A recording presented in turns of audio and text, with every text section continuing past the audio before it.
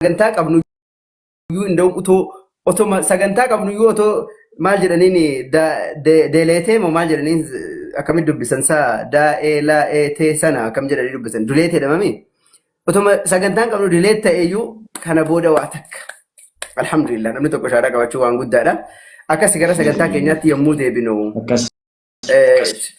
Sharoon eessa dhalate? Ani bakki dhaloota kootii godina Iluu Abbaa Booraa aanaa Mattuu gandaa achi fagoo wayii baadiyyaa bakka Barrooyi jedhamutti dhaladhe. Akka kana baadiyyaa keessatti dhaladhe. Baadiyyaa jettee si gooti tokko na yaadachiifte keenyatti barre sagalee makiinaallee sagalee makiinaa dhageenyeen beeknu bakka eega guguddannee akkana gabaa nama jara keenya maatiidha eega gabaa dhaquu jalqabnee sagalee makiinaa dhageenye isa na yaadachiifte bare akkanumaatillee sagalee makiinaa dhageesseen beektu dur. Sagalee makiinaa maalii dhageenya boo bakka buna mukaan tumatanu bakka mukaan daarii rukutanii agarsiifatanu bakka kana iddoon jedhamne makiinaa gurraan nageenya malee eessatti argina.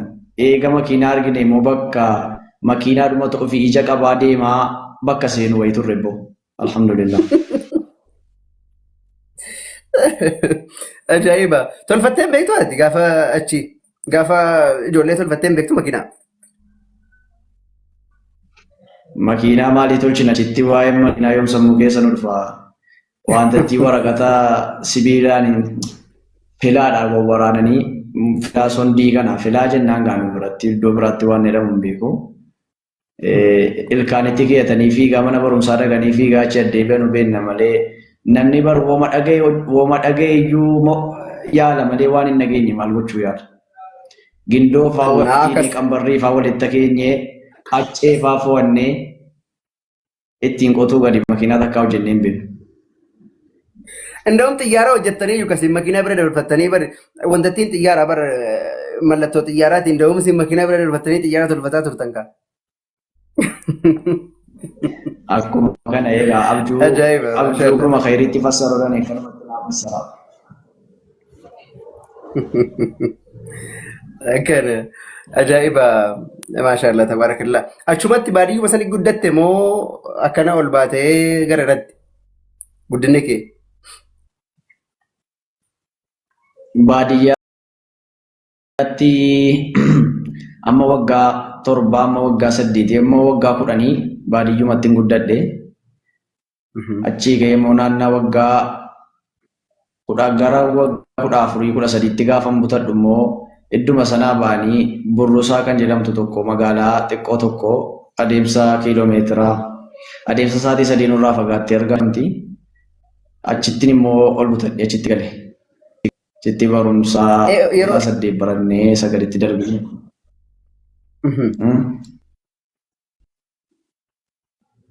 Akka kana gara sanatti naannaa waggaa 14 13 gara magaalaatti butadhe.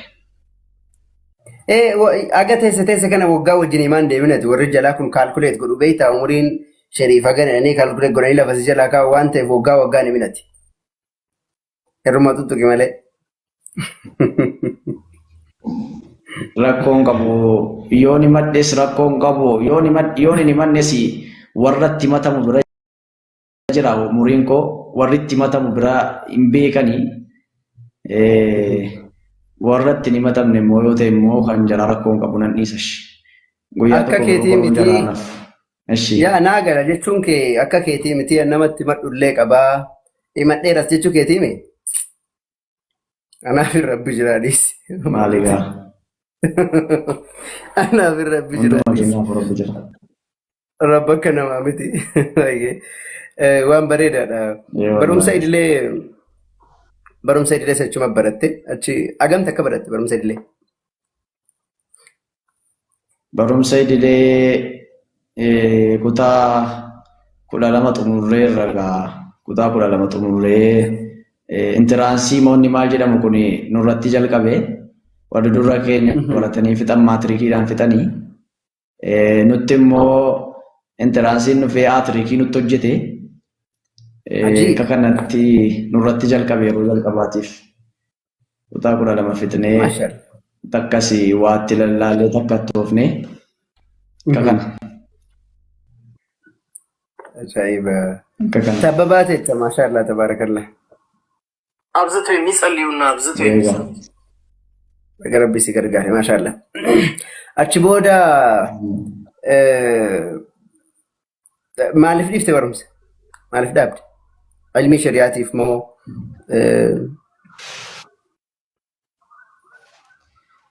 barumsa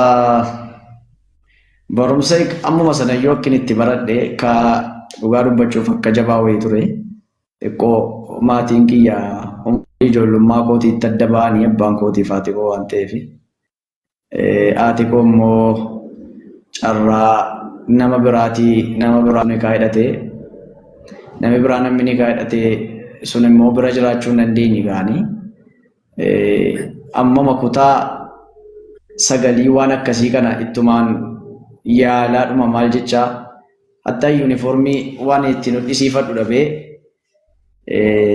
saambusaa kan hojjedheetan dubartittii tokko jirti tirfi gaaraa hojii baadiyyaa tirfii yoo birrii 20 ta'e birrii 10 addaa fudhanna haati kan see deebi'e jechuudha wanti isheen ittiin bittu kasanatti walitti cocoreen yuunifoormii ittiin bitadhee kutaa 9 barachaa ture